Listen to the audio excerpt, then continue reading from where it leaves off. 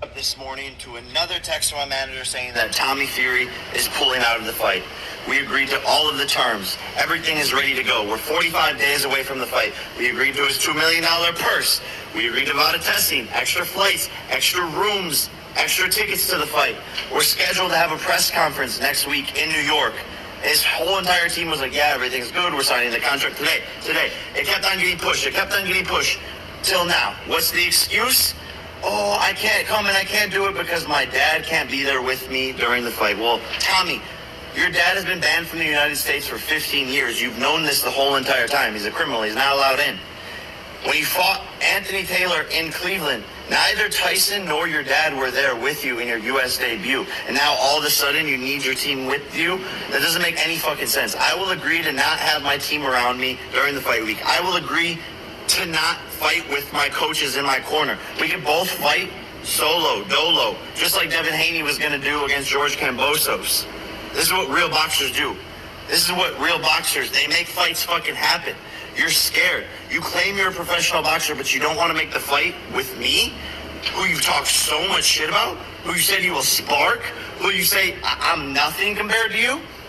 Where's all that shit talk now, Tommy? You're a fucking atypical professional boxer who doesn't want to make this fight actually fucking happen. This is the biggest opportunity of your fucking life, and you're fumbling the fucking bag once again, and I can't believe how fucking stupid you are.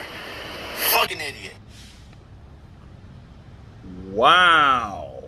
Those are the words of Jake Fury as he blasts Tommy Fury for pulling out yet again in another fight yet again.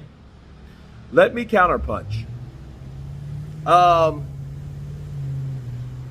gotta agree with him. If that's what he's doing, if that's his reasoning for pulling out of the fight, people, I mean, where can you argue? You know, you got the Furies, a boxing family, fight team in. You got the Pauls, YouTube guys, / transition boxers or fighters or whatever. They're calling out people to fight. Jake Paul is now calling out a legitimate, undefeated fighter, Tommy Fury, to fight him. Tommy Fury pulled out for a injury in his rib cage or whatever. I don't know what it was. I kind of questioned that, honestly. Now he's pulling out due to his father won't be there. Jake Paul, he couldn't have said it better. We all know that his dad can't come to the States. He can't come to the States. Everyone knew that. That was way different from the Devin Haney situation. The Devin and Bill Haney situation was something that was so long and so old ago that they didn't know that he was being banned, but he ended up going anyway. So it's like you have a fighter that is pulling out of a fight because his dad's not there, but he knew when he signed that contract that his dad wouldn't come. That's self-explanatory, and it makes him look bad. You know, I mean, the whole Fury family. Let's look at Huey. Huey pulled out from an illness.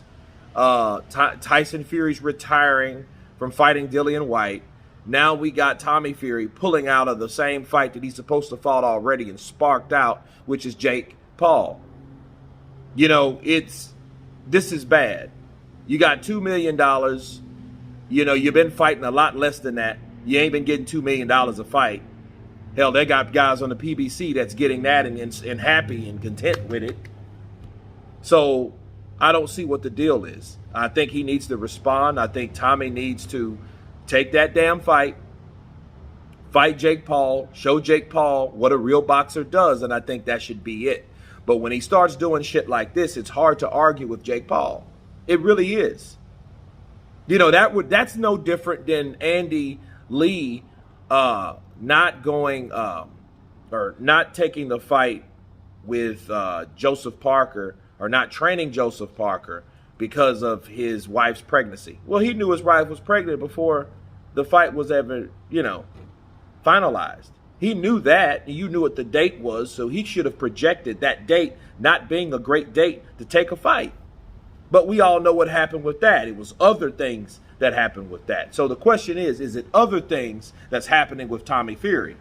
Is Tommy Fury worried, concerned that he may lose to Jake Paul?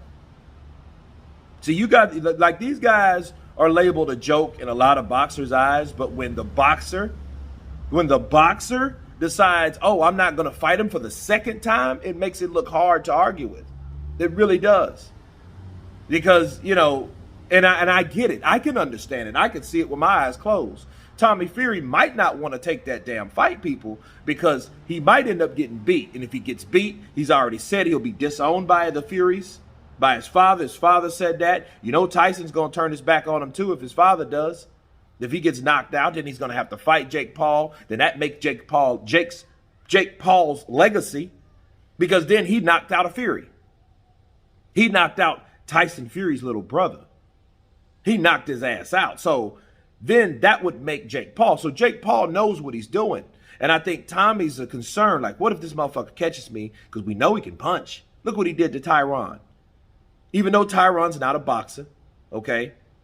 Strikers don't mean you're a boxer. The only person that I've seen that's transitioned of being a good boxer is Anderson Silva. You know what I mean? Like guys like that, but it's very, very seldom.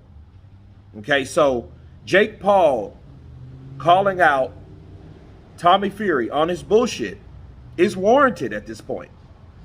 But that's my counterpunch. You guys tell me what you think about Tommy Fury once again pulling out of the fight with Jake Paul. Of course, please subscribe.